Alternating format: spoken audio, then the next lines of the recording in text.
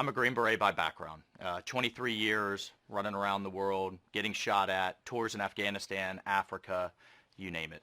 Also had policy time with the Bush administration in the Pentagon and the White House and as an entrepreneur building a business, and decided I can apply all of those skills to help the people in North Florida, to help this country. Bottom line, yelling at the television, posting on Facebook, arguing with your family over Thanksgiving isn't good enough.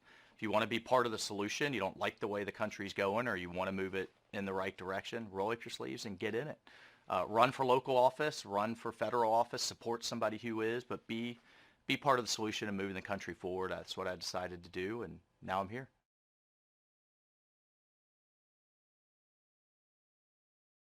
And I'm a single father of a little girl, and I was able to stand with her on the House floor when I was sworn in as a congressman, and to have her standing with me was incredibly powerful.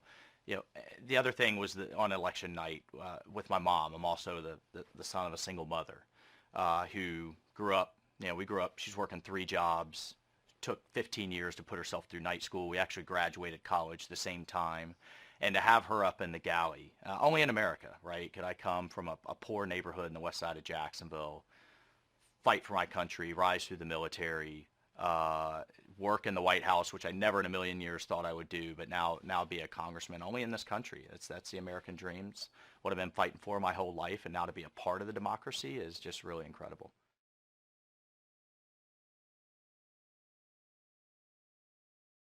Get more veterans elected. So in the 1970s, we peaked at around 80% of the House and the U.S. Senate were veterans. Now we're hovering around 15%. We're actually at a record low in our nation's history. Why does that matter? So I can tell you, man, in the foxhole, in the plane, on the ship, nobody cares about political party, race, religion, socioeconomic backgrounds. It's about mission, it's about country. It's about getting things done and moving the ball forward. It's not like I'm on the black helicopter at night going after Al-Qaeda going, are you a Democrat? Or are you this or that? Nobody cares. And I think the more of that ethos, regardless of the issue, we can disagree about the policies all day long. But also with that commonality of service with others that have put their life on the line for this country, we're willing to die for this country. I think we're willing to get things done for this country. So the more veterans on both sides of the aisle, the better, and I think you'll see a big difference in how this town operates. North Atlantic Treaty Organization. So this is basically it's now 29 countries, originally it was 12, between Western Europe, Canada, the United States. It's a transatlantic alliance that was put in place post-World War II and in response to the USSR, then the Soviet Union threat, particularly to Western Europe. It's done a couple of things.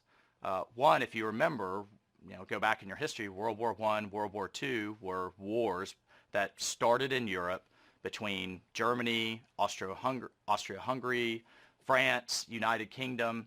That has essentially stopped since World War II. I mean, they are, allied, working together, often have their disagreements, but for the large part, they've come together in a way that has bonded Western democracies in a really important way. And they served as a bulwark, a military bulwark, against the Warsaw Pact and against the USSR.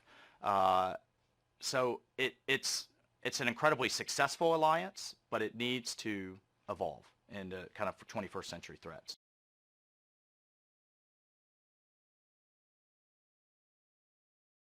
Well, I think it's been, like I said, it's been incredibly effective in keeping the peace in Europe, and it's since grown from Western Europe into Eastern Europe with the fall of the Soviet Union, and is even growing down into the Balkans and into other places, up to 29 countries. It is, I think, an effective deterrent against Russian aggression, and it's something that we need to support. Something this administration has tried to do, though, is to get them to pay their fair share. I wrote, when I was in the Pentagon, speech after speech from getting it aimed at our allies, at getting them to step up and pay their fair share. It hasn't really happened. I think this administration, the Trump administration, deserves credit for getting them to move in the right direction. That said, it needs to evolve to handle threats like cyber, like pandemics, like like terrorism and piracy. It's a great platform to do that. It's a platform so for our militaries to be able to operate with each other, to be interoperable in equipment and training and personnel, but getting them all to move in the right direction is a challenge. But it's a challenge where the United States needs to continue to lead.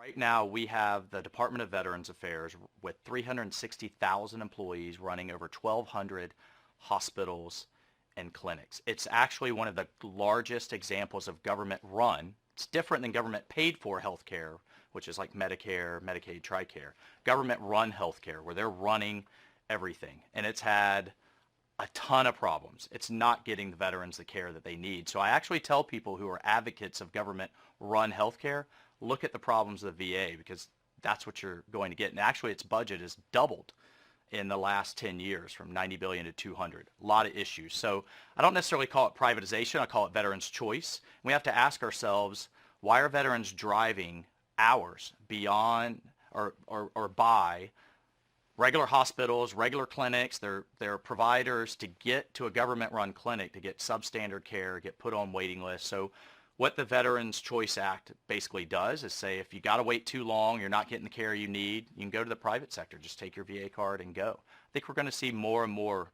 of that moving forward. Veterans want choice, particularly the new generation of veterans post 9/11. They just want to be able to go down their doctor down the street and bill it to the government. That's the model I think we're working towards, but how do we maintain the system we currently have and work towards that model?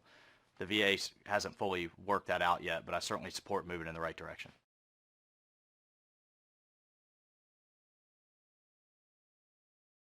The Veterans Affairs Department, has some unique specialties that are unique to veterans, whether they're traumatic brain injury, whether they're burns. They have very unique research capabilities that you don't always find in the private sector, but frankly, I think you are continuing to find in the private sector. So it's how do we maintain that balance? And what you're starting to see is a lot of generational issues. A lot of the kind of your World War II, Vietnam era veterans, they know the VA, they know that system. They may not always be happy with it, but it's kind of what they know. Where you see the post 9/11, they just want to go to their local doctor. They want choice. They want, but the promise that we made in caring for them is that the government would take care of them post-service.